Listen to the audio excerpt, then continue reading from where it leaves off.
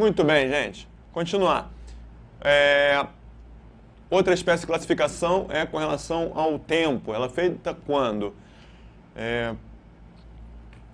Controle, quando ele é feito antes, prévio, durante, concomitante, depois, posterior. Óbvio, né?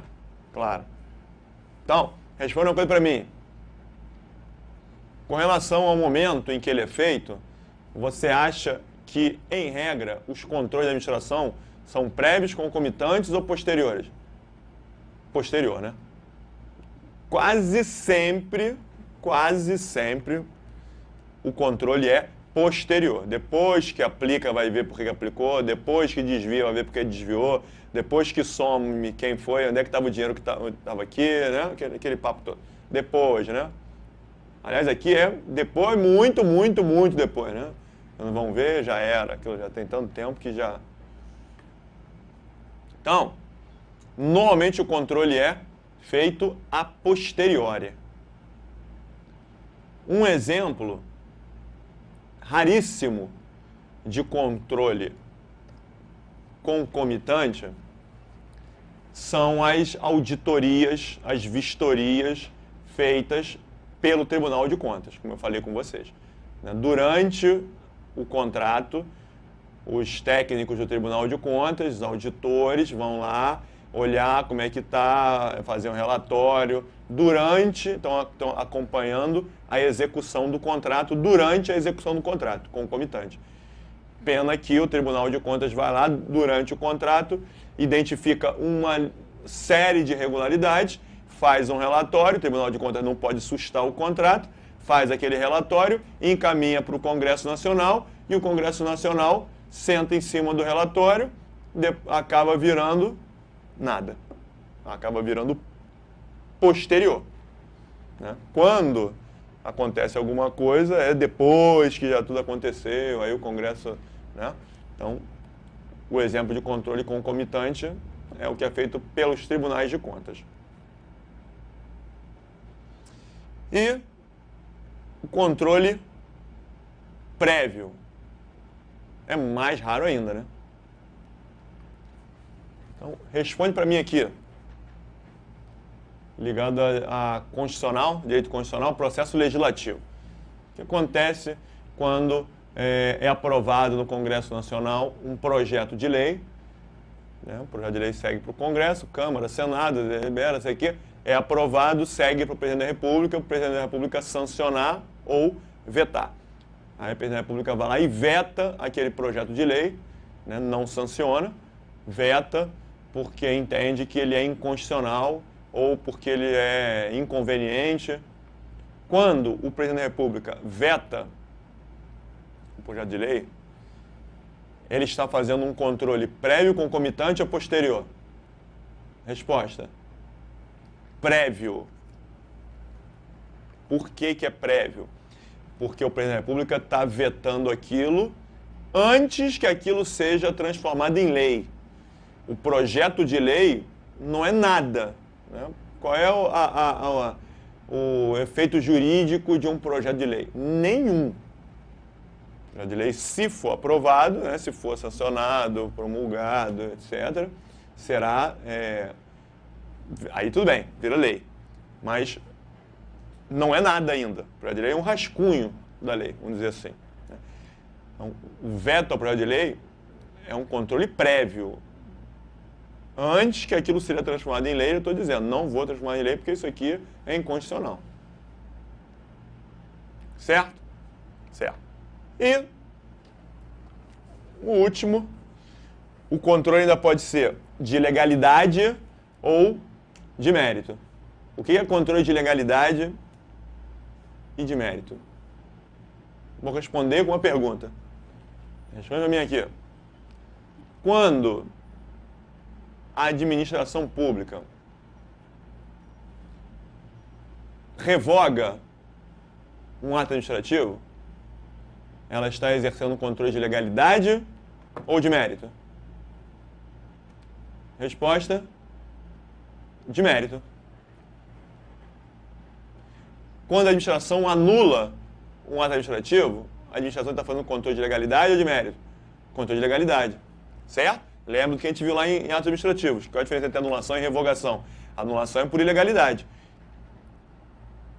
A revogação é por conveniência. Como é que se chama essa análise de conveniência nos atos discricionários? Mérito administrativo. Então, o que é o mérito? É a capacidade que a administração tem de verificar a conveniência ou não daquele ato administrativo. Se entender que não é mais conveniente, não é mais oportuno, não é mais vantajoso, não é benéfico, a administração vai lá e revoga. Certo? Então, quando a administração revoga seu próprio ato administrativo, controle de mérito. E quando a administração anula seu ato administrativo, controle de legalidade. E quando é o Poder Judiciário que anula um ato da administração, controle de legalidade, que está anulando. E quando é o Poder Judiciário que revoga um ato da administração, nada, porque isso é proibido. Ah, não é isso? O Poder Judiciário só julga legalidade. O controle judiciário não julga mérito. O Judiciário não pode se meter na conveniência, na análise de oportunidade. O Poder Judiciário não verifica mérito. O Poder Judiciário só verifica legalidade. Certo? Certo. Quando o TCU susta um ato de aposentadoria irregular. Está vendo controle de legalidade e de mérito? De legalidade, verificou que é ilegal a aposentadoria. TCU é do Legislativo. Ou seja, vocês já verificaram, já entenderam então que esse controle de legalidade ele é feito por todos. Tanto a administração pode anular seus atos internamente, quanto o judiciário ou o legislativo, de fora para dentro, pode se meter a verificar a legalidade dos atos da administração. Então, o controle de legalidade pode ser feito por todos os poderes. E o controle de mérito? O controle de mérito, ele é feito pela própria administração pública, que aí pode revogar seus atos. Esse controle de mérito, ele pode ser feito pelo Poder Judiciário? Nunca.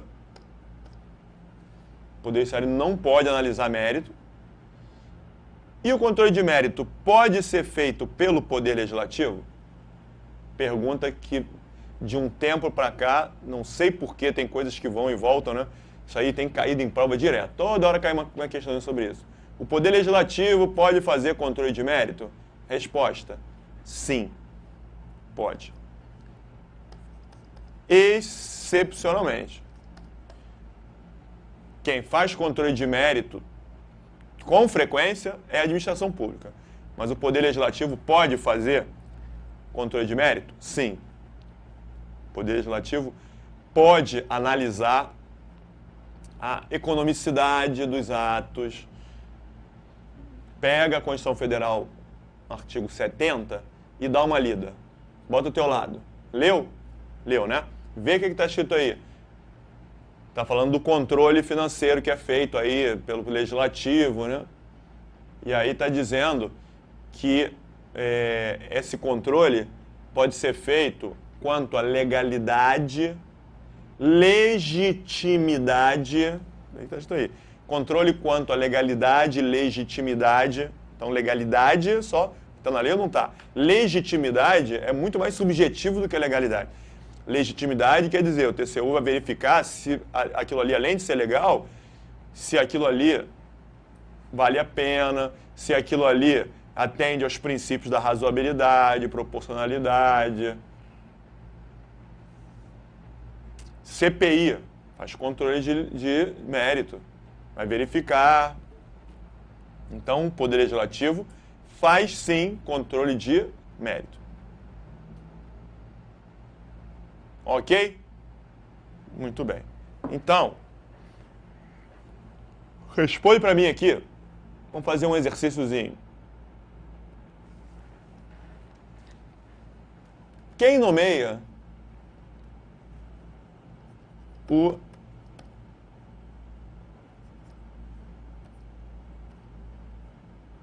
ministro do STF?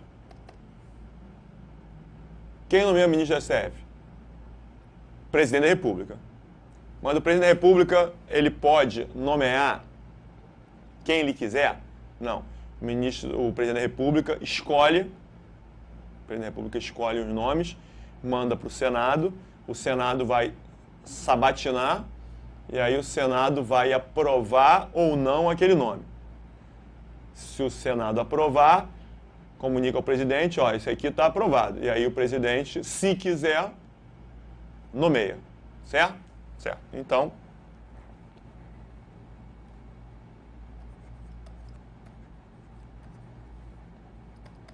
nomeação é feita pelo presidente da República, mas depende de aprovação pelo Senado Federal. Ou seja, o Senado Federal controla a vontade do presidente. Ele não pode nomear quem ele quiser e bem entender. O Senado Federal vai controlar essa nomeação. Como é que a gente pode classificar esse controle que é feito aqui pelo Senado Federal? Primeiro, interno ou externo? Externo, né? O Senado está se metendo lá com o interesse do presidente. Então, de fora para dentro, controle externo. É controle administrativo, legislativo ou judicial? Legislativo, claro, que é o Senado Federal, é controle legislativo. Controle legislativo político ou financeiro? Político, né? Mais um controle político. Esse controle é prévio, concomitante ou posterior? Prévio, porque o Senado aprova antes ou não. Antes. Controle prévio. E é um controle de legalidade ou de mérito? De mérito. Olha aí, mais um exemplo. É um controle de mérito. Né? O Senado vai verificar, vai olhar, esse daí é bom. Não acho que esse seja bom, não. É subjetivo, é um controle subjetivo. É um controle subjetivo. Então, controle de mérito. Vimos isso, gente? Muito bem. Então, essa é a parte que mais interessa aqui na parte de classificações. E aí, o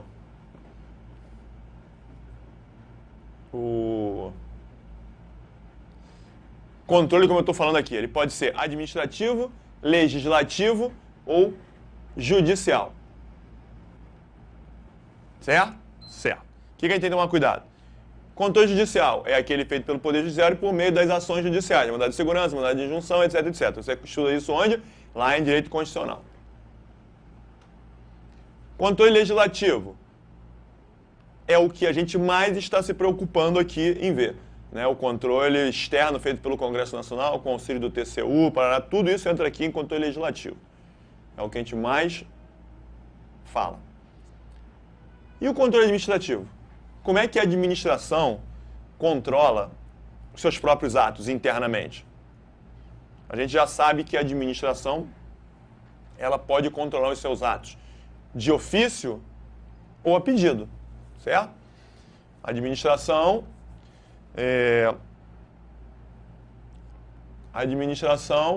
está cobrando determinado imposto. Aquele exemplo que eu dei a você lá no início com relação ao IPTU. Né? A prefeitura foi lá e emitiu os carnês de IPTU cobrando R$5.000. Depois, sem ninguém reclamar, a administração entrou lá e verificou que estava errado, que teve um erro no sistema, que os valores saíram alterados, não era R$5.000, era R$500.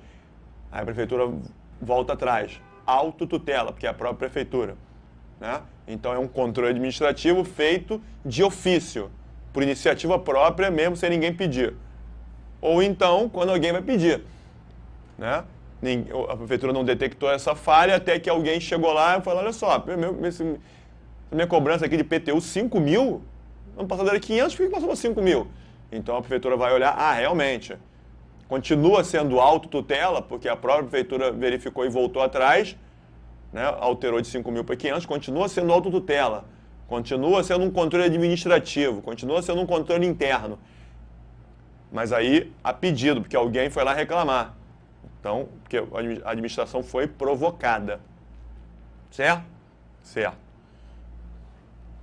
É o que eu estou colocando aqui, ó. O controle administrativo, ele é feito pela própria administração, ou de ofício, ou a pedido, quando for provocada pelo particular. E como que o particular pode provocar o controle da administração? Basicamente, de duas maneiras. O particular pode reclamar à administração ou por recurso ou pedido de reconsideração. A gente já falou isso antes. Vou só relembrar.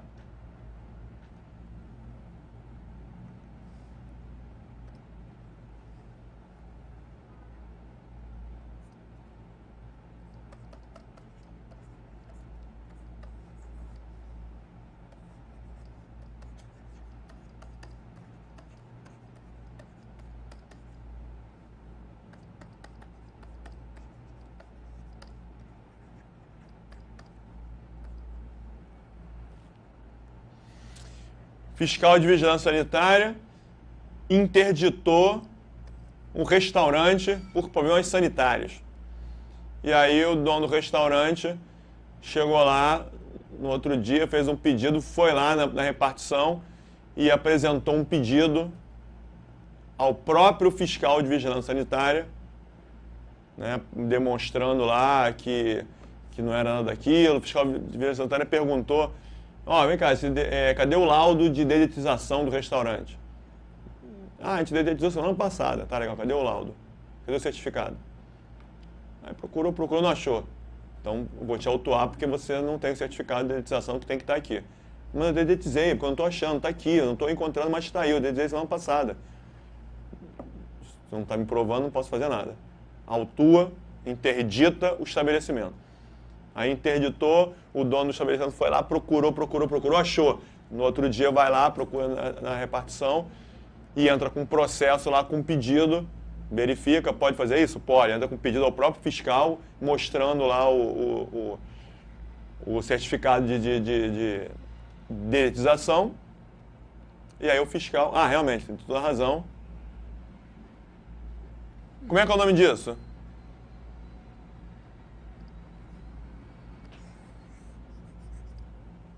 O pedido que é feito ao próprio agente que já se manifestou. Isso leva o nome de pedido de reconsideração. Certo? Reconsiderar. De novo. Reconsiderar, considerar de novo. Só pode considerar de novo porque já considerou uma vez, senão não é de novo. Então, o fiscal considerou a situação crítica. O proprietário do estabelecimento foi lá, apresentou um laudo e pediu para ele reconsiderar. Aí ele olha, tá tudo bem, reconsidero a minha decisão e anulo a interdição, esse restaurante pode voltar a funcionar. Maravilha. E se o fiscal não aceita? Não, negativo, não vou aceitar não. Não vou aceitar nada, não reconsidero. O fiscal não é obrigado a reconsiderar. Ele vai analisar e pode não reconsiderar. Se o fiscal não reconsiderar,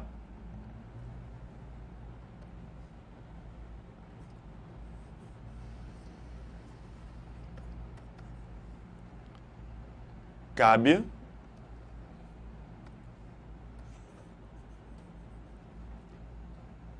pedido ao chefe do fiscal. Uma outra pessoa que não é o fiscal. Quando é o próprio, pedido de reconsideração. Quando vai a outra pessoa, é recurso. Então, isso sim é que se chama recurso.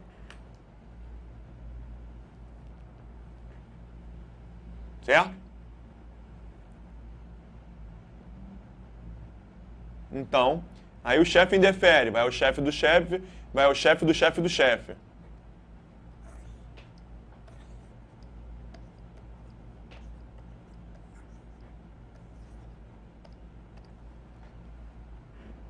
Não foi isso que a gente já viu? Foi isso que a gente já viu. Ou seja, o que é pedido de reconsideração?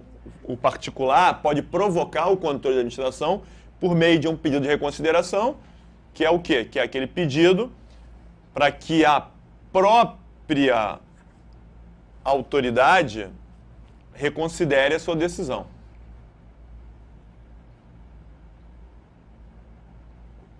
Ou então, pode apresentar um recurso.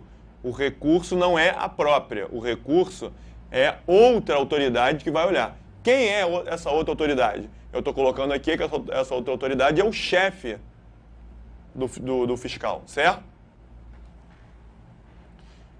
Por quê? Normalmente, os recursos são aquilo que a gente chama de recurso hierárquico próprio. O que é o recurso hierárquico próprio? É aquele recurso que é dirigido à autoridade imediatamente superior, à autoridade recorrida, à autoridade que interditou, né? Vou recorrer contra a interdição. E assim sucessivamente, em até 3 instâncias. Então, isso é que é o recurso hierárquico próprio. Você apresenta a prova recurso hierárquico próprio, ou se aparecer só recurso hierárquico, vem com a hierarquia, ou se aparecer só recurso, a princípio, quando a questão fala de recurso, você entende que quando a questão fala em recurso, eu estou pensando no recurso hierárquico, que é para o chefe. Porque essa é a regra. Porque essa é a regra. Excepcionalmente, pode haver uma coisa que é chamada de recurso hierárquico impróprio. O que é o recurso hierárquico impróprio?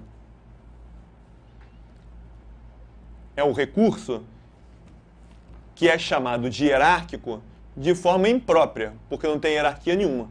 Então, aliás, esse nome, quem inventou esse nome, pelo amor de Deus, né? Recurso hierárquico impróprio. Tem hierarquia? Não. Por isso que é impróprio. Devia ser recurso não hierárquico, né?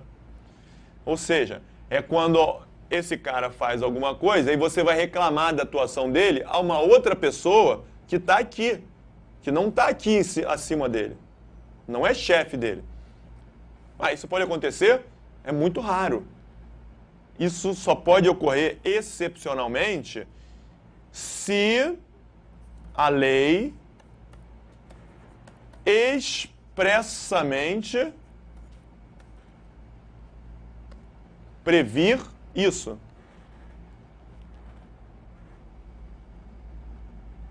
Então me responde uma coisa aqui. Responde uma coisa. Um auditor do Banco Central, aplicou uma punição a um banco de investimentos. Então, um auditor do Banco Central aplicou uma sanção a uma instituição financeira, a um banco. E aí, os advogados do banco foram olhar a legislação e aí encontraram uma lei que dizendo o seguinte: contra a sanção aplicada pelo auditor do Banco Central, cabe recurso ao ministro da Fazenda. E aí os advogados do banco prepararam lá uma petição, né? Foram lá e entraram com um recurso junto ao ministro da Fazenda, reclamando lá, pedindo para que o ministro da Fazenda cancelasse, anulasse aquela sanção imposta pelo auditor do Banco Central. Então, esse recurso é um recurso hierárquico próprio ou impróprio? Resposta: impróprio. Por que é impróprio?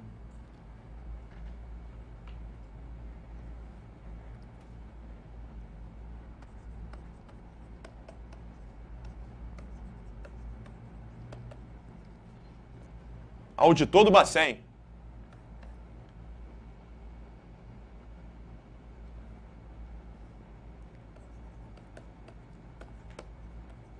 Ministro da Fazenda.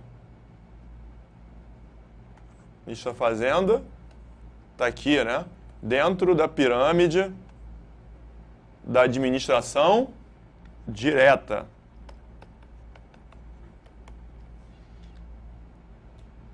O auditor do Banco Central está dentro do Banco Central. O Banco Central é subordinado ao Ministério da Fazenda? Não, não existe nenhuma relação de hierarquia. Então, na verdade, aí você pergunta, pô, Gustavo, mas você está falando que o Banco Central é uma autarquia, a autarquia é independente, ela tem que ser independente, né? Então, se ela tem que ser independente, então como é que pode a pessoa ir reclamar ao ministro da Fazenda? Não deve poder. Por isso é que os recursos hierárquicos impróprios, eles, em regra, não devem ser aceitos, apenas em situações excepcionais expressamente previstas em lei. Se tiver isso em lei, isso poderia ter sido, dependendo a lei criou essa possibilidade de recurso, vamos verificar o que é, isso pode ser que isso seja até inconstitucional. Se alguém ingressar com uma ação de inconstitucionalidade, pode até essa lei ser declarada inconstitucional para que não haja nenhuma interferência no Banco Central. Não cabe a mim julgar isso, né? Mas estou falando, se está previsto em lei, esse recurso é um recurso hierárquico impróprio. Aqui dentro do Banco Central,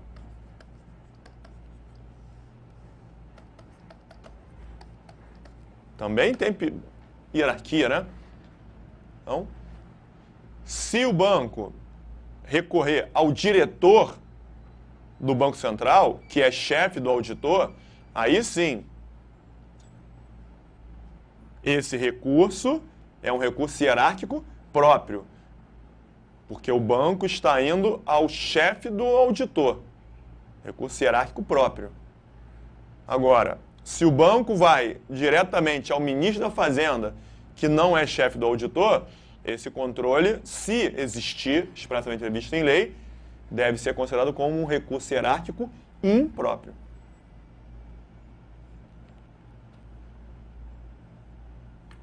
Muito bem.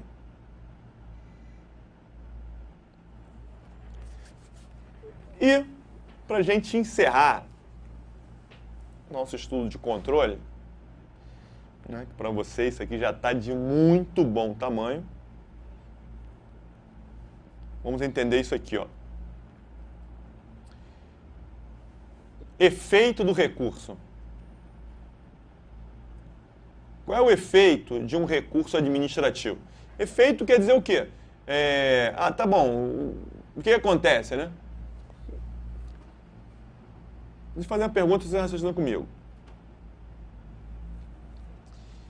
O fiscal de vigilância sanitária foi no restaurante. Olha só, gente, toda hora fala de vigilância sanitária, né? Toda hora cai em prova. Toda hora cai em prova alguma questão falando disso, esses exemplos que eu estou dando, né? O cara foi lá, interditou o restaurante, vai perguntar se ele agiu com abuso de poder, vai perguntar se cabe controle, vai perguntar como é que é o poder de polícia, vai perguntar da discricionariedade, né? Tudo isso. Então, toda hora cai uma questão dessa daí, quase todos os concursos aparecem alguma coisa nesse sentido. Por isso que eu fico batendo sempre os mesmos exemplos. Bom, então, fiscal de vigilância sanitária foi lá no restaurante, no estabelecimento, e interditou o estabelecimento. Porque falou que tinha comida estragada. Interditou o estabelecimento. O dono do restaurante, no dia seguinte, procurou a administração e entrou com recurso. Não concordo com a interdição do meu restaurante, uma vez que a comida não estava estragada, né? A maionese estava verde por causa de um tempero especial que a gente bota em cima. O fiscal achou que estava verde, que estava podre, né? Aquele negócio, né? Não, o fiscal falou que estava fedendo, mas na verdade aquele fedor é um aroma especial que a gente bota, que veio da Índia, que ainda não está acostumado, parará, né? Chorar, né? É o ius esperniante. O direito de espernear. né, de gritar, de reclamar, de chorar. Pode fazer isso? Pode. Beleza. O dono do restaurante vai lá e entra com o recurso contra a interdição do restaurante. Eu te pergunto o seguinte: no momento em que o dono do restaurante vai lá na administração e dá entrada no pedido, a administração vai pegar aquilo ali, botar uma capinha num processo, né, vai carimbar que recebeu o pedido. Recebi o pedido de recurso, a gente vai analisar. No momento em que a administração pega aquele recurso, o restaurante já pode reabrir? Não, claro que não. O que eu estou querendo dizer? O restaurante foi interditado. No momento em que o dono do restaurante entra com recurso, esse recurso, ele suspende imediatamente a interdição? Não. O restaurante continua interditado até que a administração julgue. Pode ser que a administração, realmente, o fiscal se equivocou, não tem nada daquilo, não tem nada de errado, o restaurante pode reabrir. Mas enquanto a administração não diz isso, o restaurante vai continuar fechado. Então isso significa dizer o seguinte: em regra, os recursos não possuem efeito suspensivo. Em regra, os recursos, quando são apresentados, eles não suspendem imediatamente o ato contra o qual se recorre, no caso é a interdição. O dono do restaurante está apenas levando aquele assunto de novo à administração, porque a administração analise. Então, o dono do restaurante está devolvendo aquele assunto para a administração, para que a administração verifique novamente. Por isso é que os recursos, em regra, possuem efeito apenas devolutivo. Certo? Então, os recursos, em regra, possuem efeito devolutivo. O que significa isso? O assunto é devolvido para que a administração olhe novamente, mas, a princípio, a decisão está mantida.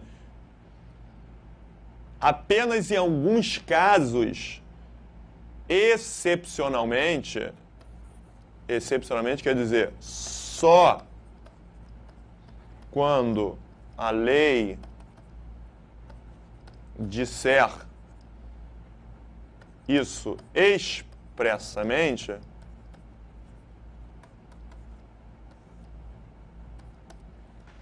é que o recurso terá efeito suspensivo. E aí sim, aquela medida estará suspensa imediatamente. Então, o que eu estou querendo dizer com esse regra e exceção só quando tiver previsão na lei? No caso lá, um agente foi lá e puniu um estabelecimento. Não interessa a vigilância sanitária, não interessa se é o Banco Central, instituição financeira, não. Uma administração pública tomou uma medida qualquer contra um estabelecimento, e aí,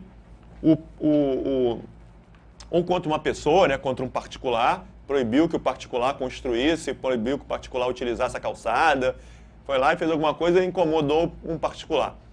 Aí o particular vai lá e aí está escrito na lei. Contra a medida tal aplicada pela administração, cabe recurso. Ponto. Eu te pergunto, esse recurso tem efeito suspensivo ou devolutivo? Devolutivo. Mas como é que você sabe? Não está escrito recurso. Se não disser nada, é devolutivo. A não ser... Contra a interdição tal, cabe recurso com efeito suspensivo. Aí o recurso terá efeito suspensivo. Se a lei não falar nada, é porque o efeito não tem efeito suspensivo, tem efeito devolutivo. Quer ver um exemplo de efeito suspensivo?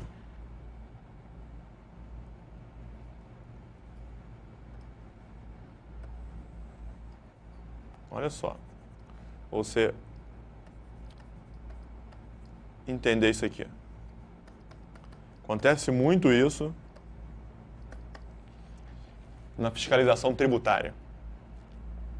né? Eu sou fiscal de rendas, fui lá, lavrei um auto de infração numa empresa.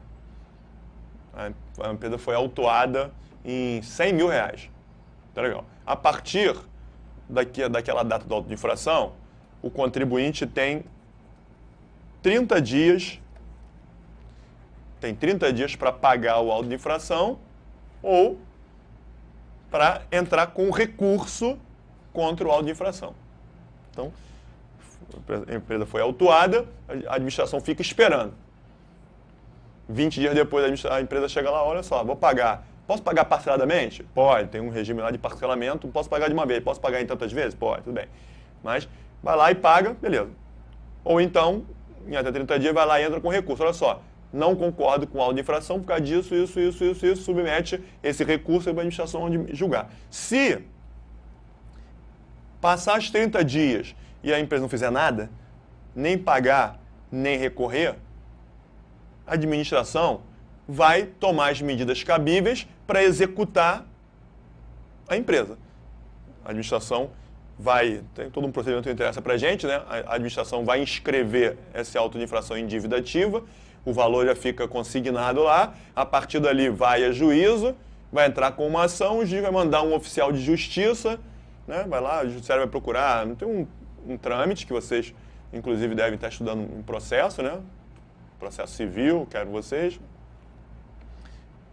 Mas, enfim, a partir de 30 dias, a administração vai tomar as providências para executar o cara.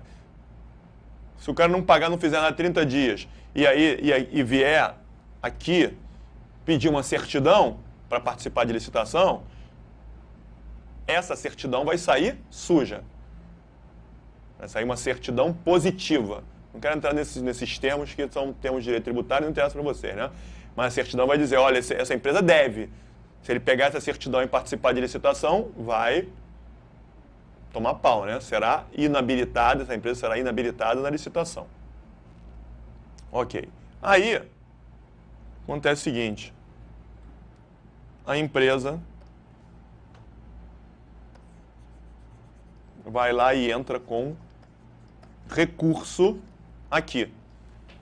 No 29º dia, entra com recurso contra o auto de infração e a administração está julgando. Certo? Certo. Enquanto a administração está julgando, se o cara for lá nesse dia e pedir uma certidão, essa certidão ela vai sair limpa ou vai sair suja? Essa certidão vai sair limpinha. Aqui, nesse dia, a administração pode executar o estabelecimento? Não, claro que não, Gustavo. Tá. Por que a administração não pode executar o estabelecimento se ele foi autuado? Aí vai dizer, não pode porque o cara entrou com recurso. Não é só por causa disso, não. É porque a legislação tributária fala que o recurso do auto de infração tem efeito suspensivo. Ou seja, é porque a lei fala expressamente isso. Então, a partir do momento que ele entra com esse recurso tem efeito suspensivo, então, enquanto a administração julga, esse auto de infração está suspenso. Se o auto de infração está suspenso, ele não pode ser executado, ele tem direito de obter certidão, porque não tem nada ali, suspenso. Se a lei tributária falasse contra o auto de infração cabe recurso e não dissesse que esse recurso é efeito suspensivo, esse recurso teria efeito apenas devolutivo. Então, esse auto de infração não estaria suspenso. Sendo assim, enquanto a administração estivesse julgando, ele não poderia obter certidão.